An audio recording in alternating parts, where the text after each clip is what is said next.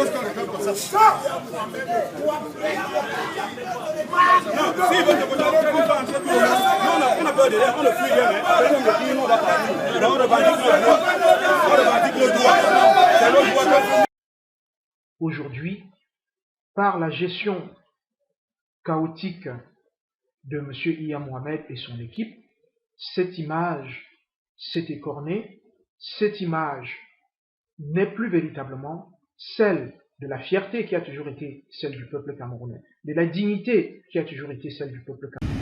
Yahya Mohamed reste le meilleur manager, le meilleur président de la Fédération camerounaise de football. Le meilleur. La mauvaise gérance de la FECAFOOT m'amène ce matin à parler directement à M. Yahya Mohamed.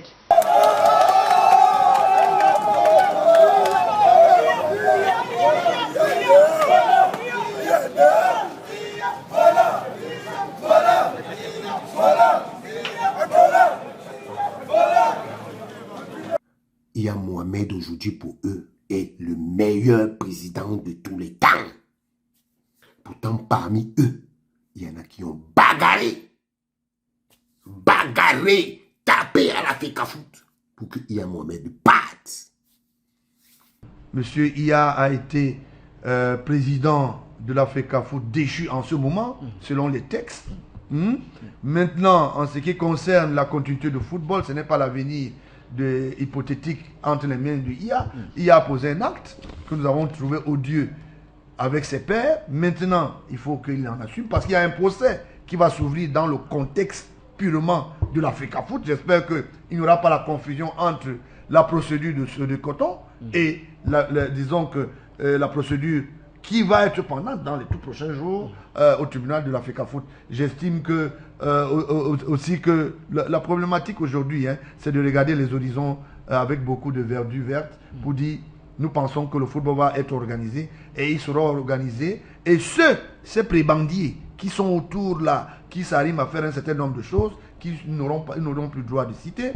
Et malheureusement, je croyais qu'il y a une femme qui devait se présenter quand même à une édition pluraliste ou bien dans les tout prochains jours, Marlène Mvutu, mais moi je ne savais pas qu'elle avait des appétits comme ça un peu financiers à travers quelques manières peu généralisées, peut-être d'indigènes de toucher à l'argent d'autrui, mais je crois que d'autres femmes pourront prester.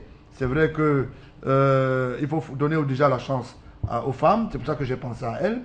J'estime qu'un certain nombre de personnes aussi de mauvaise aloi qui dans leur équipe sémentiellement n'ont pas pu gérer leur équipe ne viendront pas comme candidats parce que nous allons veiller aussi au grain pour que nous ne puissions pas avoir les mêmes faits ou qui vont produire les mêmes effets. Et je dis bonjour comme ça à la vieille équipe disons qui est partie de s'arrimer, s'atteler qu'il y aura une bonne procédure en la matière. Je crois que les avocats, les juristes qui sont des spécialistes et les magistrats auront besoin d'eux dans les tout prochains jours. Voilà. Dans les différents camps qui ont empêché le Cameroun d'avancer.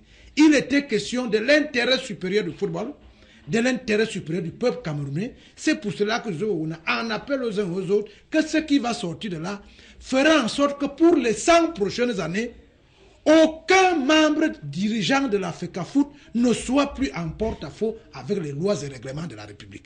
Aucun membre de la FECAFOOT ne sera plus en porte-à-faux avec les lois de l'olympisme. Aucun membre de la FECAFOOT ne sera plus en porte-à-faux avec les lois de la FIFA et de la CAF. Or, il vous semble que depuis la conférence de Zurich, la tripartite, vous savez très bien qu'on aurait dû calculer les textes en fonction des textes de la FIFA et autres. Et c'est ça qui a voulu en sorte qu'on arrive. Moi, je ne veux plus qu'on revienne à la situation parce que ça va donner des AVC à un certain nombre de personnes. Nous voulons regarder vers l'avenir et nous estimons que tout dépendra des textes qui sortiront à la veille de l'élection des membres dirigeants de la FECAFOOT. Ce sont les textes qui définiront la critérologie pour pouvoir à un poste de dirigeant de l'instance fêtière du football camerounais. Et je crois que ces textes seront à la mesure des espoirs des Camerounais qui ont subi pendant des années et qui ne veulent plus vivre ce qu'ils ont vécu ces dernières années. Je crois que ces gens sont conscients, ne vous en faites pas. Nous devons les aider à définir le cadre type des personnes qui seront membres. Donc, il n'était pas question d'une chasse aux sorcières. Parmi les gens qui s'agitaient, il y en a qui étaient dans leur bon droit en 90, il y en a qui sont devenus dans leur bon droit en 2000, d'autres seront dans leur bon droit en mars 2014. Mais la volonté des Camerounais est de retrouver dans toutes les instances dirigeantes de la FECAFOOT, que ce soit au niveau des organes spécialisés, qu'au niveau du bureau exécutif ou du comité exécutif, tout ce que vous voulez, uniquement les gens qui sont en adéquation avec l'esprit de la FIFA et de la CAF, à savoir ceux qui donnent du leur au quotidien pour la promotion du football. Et ceux-là sont bien identifiés et identifiables. Vous les connaissez, ce sont les joueurs, ce sont les arbitres, ce sont tout ce que vous voulez qui tourne autour du football. Donc, il n'y a aucune inquiétude pour le moment, puisque nous ne savons pas quel est le type de profil qui va être collé à chaque poste. Alors, Gustave Singh, quelles peuvent être les attentes de ce comité de normalisation qui a donc déjà pris ses fonctions à la FECAFOOT? Pour moi, je pense qu'on a même une chance d'avoir à la tête de ce comité de normalisation quelqu'un qui a côtoyé le football depuis plus de 40 ans. Je parle bien du professeur Joseph Orona. Il a été dirigeant du Canon. Il a été ministre des Sports. Il est juriste. Il a vu le football à l'époque qui faisait le plein des stades partout au Cameroun. Pratiquant même, je l'oublie. Il a vu les stades pleins au Cameroun. C'est pour ça que je parle depuis négativement de Tombi Aroko. Parce que je ne comprends pas comment ils ont pu ramener un championnat d'Elite One à 14 clubs. Annuler les Interpools.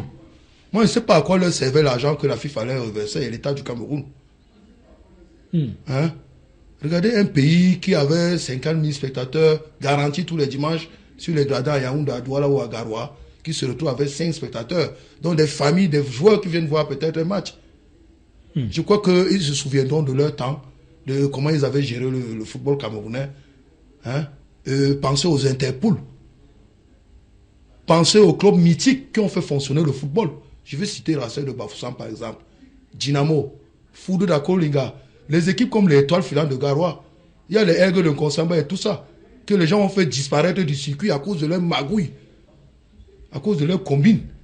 Donc il faut que la FECAFOOT revienne à l'endroit, c'est-à-dire qu'à l'endroit où ils étaient placés il y a 20 ans aujourd'hui. Pendant tout le séjour de M. Iya Mohamed à la tête de la fédération et comme premier conseiller Tombi Aroko. Ceux qui ont fait chuter le football camerounais.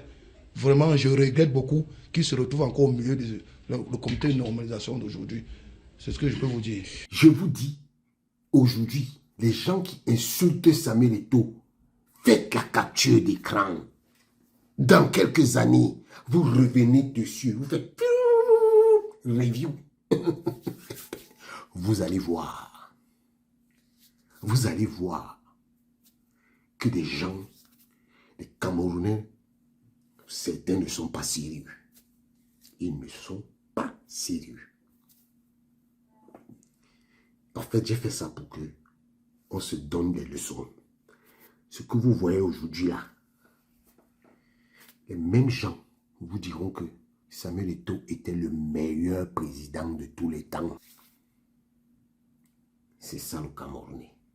Le bipolaire par excellence. Donc, Monsieur Samuel Eto'o, même vous venez de voir.